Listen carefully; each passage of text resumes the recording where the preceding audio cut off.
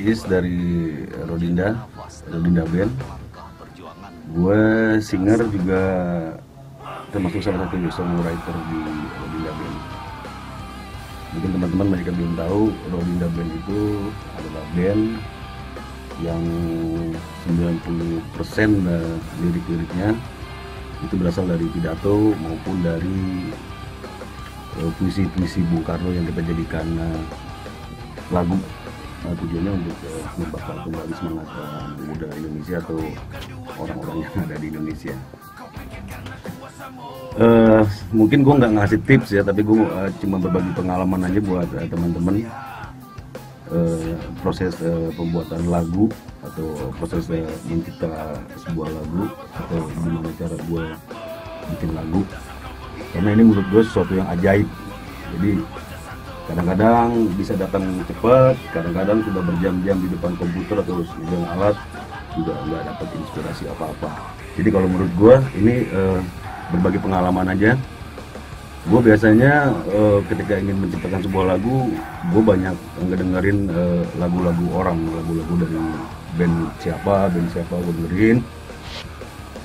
Terus setelah itu baru gue pegang alat musik, entah itu gitar atau piano, cari-cari nada yang enak, direkam biar nggak lupa. Kalau memang sudah terasa mumet atau mentok ya tinggalin sebentar, ngopi, ngerokok, baru lanjut lagi. Jadi kalau menurut gue yang penting dalam pembuatan lagu adalah bagaimana kita menaruh nyawa di lagu yang akan kita buat. Karena pada dasarnya kalau menurut gue lagu itu semuanya memiliki nyawa. Jadi kita bisa memasukkan nyawa itu di dalam sebuah lagu. Nah, terus kenapa gue bilang demikian? Karena yang tadi gue bilang Rodinda Band itu membawakan lagu yang hampir semua liriknya berasal dari pidato maupun dari puisi Bung Karno. Jadi gue harus ngebayangin bagaimana ketika pada waktu itu Bung Karno, moodnya Bung Karno atau orang-orang yang mendengarkan pidato Bung Karno, atau ketika beliau sedang menulis puisi atau menulis surat, bagaimana perasaan beliau. Jadi harus bisa gue menuangkan ke dalam sebuah lagu itu. Nah, itu merupakan satu tantangan juga, tapi merupakan suatu motivasi juga buat gue. Oke, jadi buat teman-teman yang mungkin sedang belajar atau ingin mencoba-coba membuat lagu, intinya jangan pernah patah semangat, terus ciptakan karya. Karena banyak karya nanti orang akan menilai dan kita juga semakin terasah untuk menciptakan lagu maupun musik. Proses awalnya gue mengerjakan lagu biasanya di rumah ya. Gue menggunakan Pro Tools 11-12 di rumah. Awalnya gue bikin guide lagu atau musiknya. Gue bikin simple aja. Nah, setelah itu baru gue pikirkan notasi-notasi yang memang enak digunakan.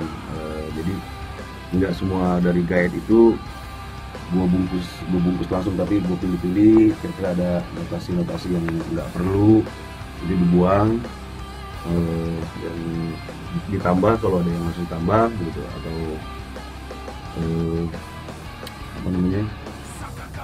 atau dikurangin gitu. Nah, setelah itu biasanya setelah jadi sebuah bagan, gue memikirkan komposisinya atau instrumen-instrumen apa aja yang bakal gue isi di dalam sebuah musik itu atau sebuah lagu itu. Contohnya misalkan di dalam lagu itu asik kalau dipakai grand piano, atau memerlukan unsur string atau unsur distorsi gitu. Jadi benar-benar ketika lagu itu sudah jadi, gue memikirkan lagu ini atau musik ini akan kemana gitu. Jadi proses penentuan instrumen juga menurut gue itu sangat penting. Jadi karena di rumah gue nggak terlalu banyak juga alat, gue banyak menggunakan VST. Contohnya untuk sementara ini gue menggunakan piano dari VST, juga ada string, untuk gayet gue bikin VST. Nah biasanya setelah itu kalau di Rodinda, setelah gue membuat gayet, gue akan bawa ke studio Rodinda, gue dengarkan ke anak-anak. Kalau memang oke, langsung kita bungkus. Tapi kalau misalkan masih ada revisi, ya kita revisi bareng-bareng di studio itu. Nah setelah semuanya oke, lirik oke, musik oke, komposisi oke, baru kita take secara live. Nah biasanya ada yang memang apa namanya, yang memang sudah jadi begitu aja, terus kalau kita isi jadi malah nggak enak, ya udah kita bungkus seperti itu. Tapi ada juga yang kita ganti. Misalkan ketika saya dulu mau bikin gayet string dengan VST sudah enak, ya udah kita pakai yang itu. Tapi kalau memang diharuskan untuk memakai yang live, kita take string live gitu. Jadi menghidupkan sebuah lagu dan musik. Jadi gitu intinya komposisi juga harus diperhitungkan untuk buat teman-teman gitu. Komposisi dinamik juga harus diperhatikan gitu. Setelah musik semua oke, komposisi sudah oke, kita memutuskan ke step selanjutnya, yaitu take vokal. Nah ini biasanya kalau memang lagu ini cocok saya bawakan, saya nyanyikan sendiri. Tapi biasanya kalau misalkan lagu ini tidak cocok dengan saya, dengan warna vokal saya, kita juga ada vokalis lain di Rodinda, ada Ryan dari Ryan Tono, juga ada Metode Legit, juga ada teman-teman juga yang berpartisipasi di terhadap Rodinda ini. Jadi setelah proses musik oke, take vokal, nah setelah itu masuk ke tahap editing. Editing ini maksudnya adalah untuk kembali kita menyaring bagian-bagian yang memang tidak penting dipakai atau tidak bisa dipakai, atau bagian-bagian yang memang harus dipakai. Nah, setelah itu, setelah semuanya oke, baru masuk ke tahap mixing. Nah mixing ini di Rodinda ini kita biasakan dengan mendengar bersama-sama. Jadi biasanya ini sangat membutuhkan waktu yang lama karena kita benar-benar semuanya memberikan ide atau memberikan masukan untuk mendapatkan sound yang asik, mendapatkan atmosfer yang enak didengar maksudnya lagu ini. Nah setelah masuk ke proses mixing, baru kita masuk ke mastering. Mastering juga cukup makan waktu karena ya kita semua pasti pengen sesuatu yang sangat maksimal. Jadi setelah proses mastering ini baru kita packaging dan disebar ke luar. Bermusik itu menyenangkan, jadi jangan dibikin susah, jangan dibikin ribet. Apa yang mau lu tuangin aja, bebas aja.